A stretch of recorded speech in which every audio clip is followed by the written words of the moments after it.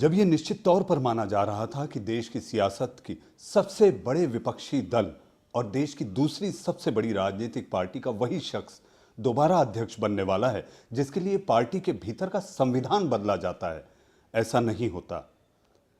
अध्यक्ष बनने के कुछ ही घंटों पहले एक बड़ा उलटफेर होता है और एक नया नाम सामने आ जाता है। जी हां, आखिर क्या था इसके पीछे का माजरा, क्यों हुआ ये उलटफेर, ये अब भी एक पहेली बना हुआ है। बेबाक बोल, बिंदास अंदाज के लिए जाने जाना वाला वो शख्स इन दिनों देश की राजनीति के साथ साथ पार्टी के भीतर की राजनीति में संजीदा भूमिका निभा रहे हैं। जी हां, मैं बात कर रहा हूं बीजेपी के पूर्व अध्यक्ष नितिन गडकरी की, जो कि अपने बेबाक बोल के लिए जाने जाते हैं। नितिन जी, आपका बहुत बहुत स्वागत है, आपला स्वागत है। नमस्कार। नितिन जी, आपकी एक और पहचान है, वो पहचान है कि आप अपने वायदे के बड़े पक्के हैं। आप अगर किसी को वायदा करते हैं तो वो पूरा करते हैं। और आज की ये बातचीत, जिसका कि सारे देश को इंतज़ार है कि आखिर क्या हुआ था, मुझे इस विश्वास के साथ मैं कर रहा हूँ कि जो भी आपकी बात होगी वो दिल से होगी और खुलकर होगी। नितिन जी, थोड़ी उस पहेली पे बात करें जिसका सारे देश को इंतज़ार है कि आखिर ऐसा क्या हुआ था कि कुछ ही घंटों पहले आपने एक ऐसा कदम उठाया और कह दिया कि मुझे अध्यक्ष नहीं बनना है। ये एक राज है, सारा देश जानना चाहता है। इंडिया न्यूज़ के जरिए हम चाहेंगे कि आप आज उस राज पे से पर्दा उठाएं कि आखिर हुआ क्या था। आडवाणी जी का नाम आया कि आडवाणी जी नहीं चाहते, और फिर इन सारी बातों के मद्देनज़र जब आडवाणी जी नाराज़ होते हैं तो आप ही हैं जो जाके उन्हें मनाते हैं, संघ से बातचीत कराते हैं। तो ये सब कुछ बड़ा। देखिए, पहली बात तो ऐसी है कि मैं फर्स्ट टर्म में जब अध्यक्ष बना तब भी मैं भारतीय जनता पार्टी के किसी नेता के पास ये कहने के लिए नहीं गया था मुझे अध्यक्ष बनाना, संघ के किसी व्यक्ति को मिला था। सेकंड टर्म मेरे लिए अनएक्सपेक्टेड थी क्योंकि मैं भी नहीं चाहता था। जब मुझे कहा गया कि पार्टी के हित में है, इतना ही मुझे पता था। एक बात जरूर है कि राजनीतिक षड्यंत्र का शिकार बनाने की कोशिश मुझे हुई। मेरे तरफ एक मीडिया के सेक्शन में झूठे आरोप लगाए गए। आज 4-5 महीने हो गए, ना मेरे को कोई नोटिस है, ना मेरे को और कोई कार्रवाई है, ना कुछ किया है। पूर्ति एक सोशल एंटरप्राइज था। यहाँ किसान आत्महत्या कर रहे और बीजेपी के अनेक कार्यकर्ताओं ने मिलकर हमने उसको खड़ा किया। कुछ कोऑपरेटिव में काम है, कुछ चैरिटेबल ट्रस्ट है, और कुछ कोऑपरेटिव में लोन नहीं मिला, इसलिए हमने पब्लिक लिमिटेड कंपनी बनाई है, और कुछ जगह एनजीओ करके काम कर रहे हैं। हम पानी में काम कर रहे हैं, बायोफ्यूल में काम कर रहे हैं, कंज्यूमर एक्टिविटीज़ करते हैं। दुर्भाग्यवश 12,000 हमारे शेयर होल्डर्स हैं, और जिन कंपनियों पर उस दिन रेड मारे गए, या वो एक्चुअली वो रेड भी नहीं, सर्वे भी नहीं और सर्च भी नहीं, ऐसा इनकम टैक्स डिपार्टमेंट भी कहता है। कौन लोग थे, क्या थे, मुझे पता नहीं। एक अधिकारी ने कहा कि हमारा संबंध नहीं, पर जो भी हो, उन कंपनियों के साथ हमारा कोई संबंध नहीं। मैं वहाँ डायरेक्टर नहीं, मैं शेयर होल्डर नहीं, मुझे कोई लेना देना, मैं पहचानता भी नहीं किसी को, ना कोई इस कंपनी के ऑफिस मुझे पता है। 12,000 शेयर होल्डर्स में से जो शेयर होल्डर है उनकी कंपनी, उनका भी कोई रिश्ता है, तो उसकी सरकार इंक्वायरी करे, ये मैंने कहा था।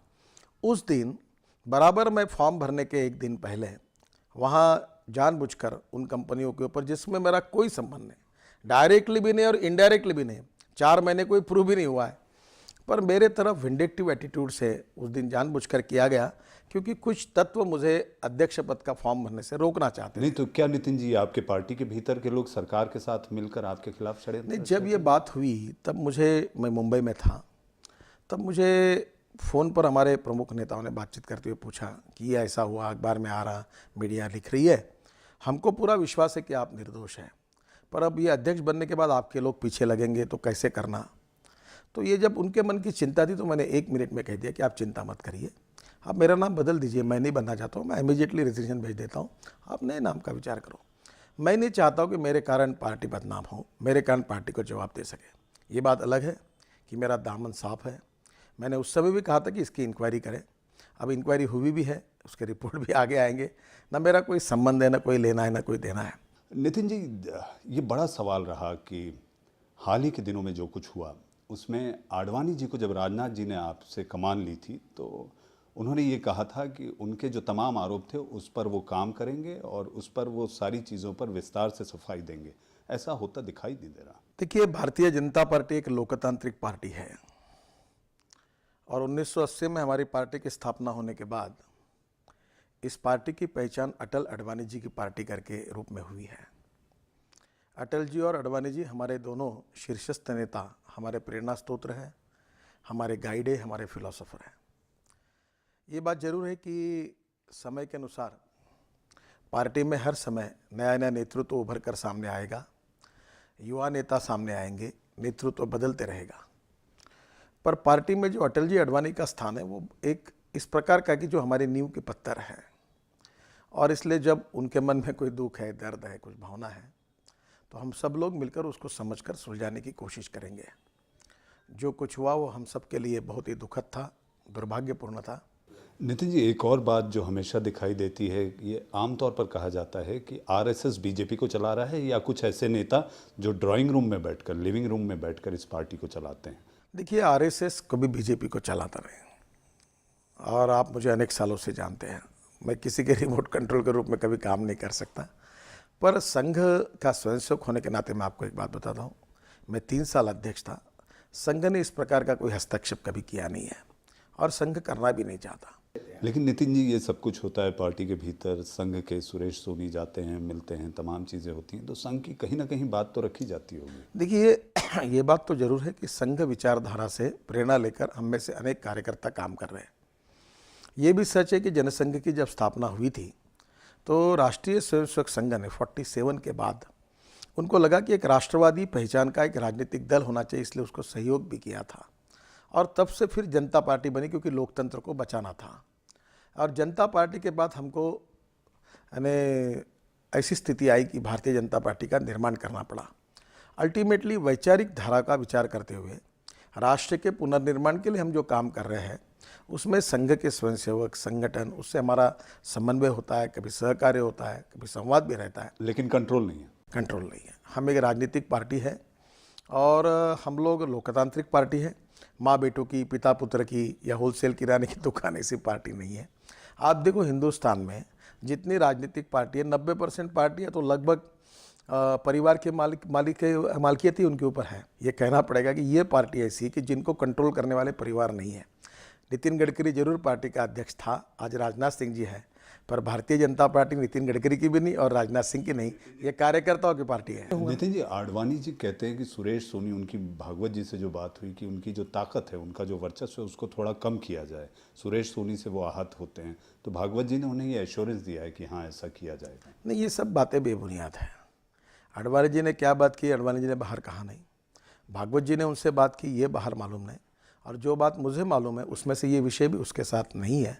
आडवाणी जी के कुछ ऑब्जर्वेशन है, हमारे परिवार के पितृ पुरुष है, और उन्होंने अपनी बातों में कुछ सुधारों की बातें कही है, और मुझे लगता है उन बातों की चर्चा करना उचित नहीं होगा। आडवाणी जी हमारे ज्येष्ठ नेता है और भागवत जी हमारे परिवार के प्रमुख है और सरसंघ चालक है। दोनों के बीच की चर्चा उन दोनों तक ही सीमित रहनी चाहिए। उसकी बाहर चर्चा करने के लायक भी मैं नहीं हूँ, और उसके ऊपर कोई टिप्पणी करना भी उचित नहीं समझता। आडवाणी जी गांधीनगर से चुनाव लड़ेंगे नितिन जी? मुझे पता नहीं, ये तो निर्णय आडवाणी जी को ही करना है, क्या करना है क्या नहीं। लेकिन कुछ ऐसे विकल्प तलाशे जा रहे थे, मध्य प्रदेश की बात आ रही थी, तमाम बातें हो रही थी। देखिए, मैं आपको एक बात बताता हूँ, मैं देश की मीडिया से बहुत दुखी हूँ।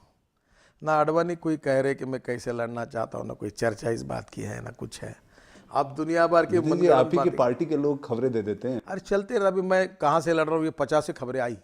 मैं इंदौर से लड़ रहा हूँ, मैं भोपाल से लड़ रहा हूँ, मैं मुंबई से लड़ रहा हूँ, फिर वर्धा से लड़ रहा हूँ, भंडारा से। आखिर मुझे तंग आके नहीं कहना था, पर कहना पड़ा, भाई नागपुर से लड़ रहा हूँ, मैं नागपुर में लड़ रहा हूँ, जन्म हूँ नागपुर से लड़ने चाहता हूँ। हर पार्टी मैंने अतृप्त आत्माओं का सागर है आपके बीच में, सभी में। हिंदुस्तान के लोकतंत्र में, राजनीतिक नेता और कार्यकर्ताओं में अगर आपने कंपटीशन शुरू की कि तृप्त कौन है, 100% समाधानी कौन है, तो 0.001% निकलेंगे नहीं। इसका कारण, जो नगर सेवक है वो इसलिए दुखी कि वो एमएलए नहीं बना, एमएलए इसलिए दुखी है कि वो एमपी नहीं बना, एमपी इसलिए दुखी है कि वो मंत्री नहीं बना, मंत्री इसलिए दुखी है कि वो मुख्यमंत्री नहीं बना, और मुख्यमंत्री इसलिए दुखी है कि वो और प्रधानमंत्री बनने चाहते कोई कहीं ना कहीं।